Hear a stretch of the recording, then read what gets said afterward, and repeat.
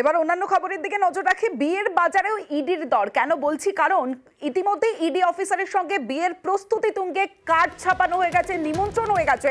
ঠিক সে সময় সন্দেহ মেয়ের বাড়ি থেকে, এবং সন্দেহ হওয়াতেই ভুয়ো ইডি অফিসার ধরা পড়লো।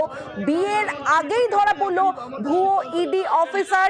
যে ছবি আপনারা দেখছেন, হাত পা বেঁধে ইডি অফিসেই আনা হলো অভিযুক্ত, অর্থাৎ ভুয়ো ইডি অফিসারকে। সেখানেই মারধর করা হয় ইডি অফিসের সামনে, বেধড়ক মার অভিযুক্তকে।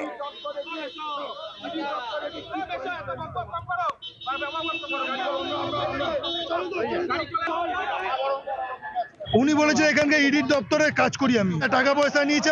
আমার বোন আমার দিদিকে বিভিন্ন ভাবে বিভিন্ন রকম প্ররোচনা করেছে, বলেছে আমার ল্যাপটপ বিক্রি করে দিচ্ছি, আমার ব্লাড প্রেসার হাই, আমার সুগার হাই, কি বলে রেডে বেরোই আমরা, এসব বলে আমরা ল্যাপটপ বেচে দেবো। আমি কিছু করিনি, আমি কিছু করিনি, ওরা আমি কিছু করিনি, ওরা মাম্মিরে আমাকে এনেছে। কার্ডটা ঝোলানো রয়েছে সেটা ইডির কার্ড। হ্যাঁ, ইডি কার্ড ওরা ঝুলিয়ে দিয়েছে আমাকে। আমরা এটা আমরা বানিয়েছি। নাম সেখানে লেখা ছিল। কে ঝুলিয়েছে? কে ঝুলিয়েছে? না না না আপনার নাম সেখানে কে ঝুলিয়েছে?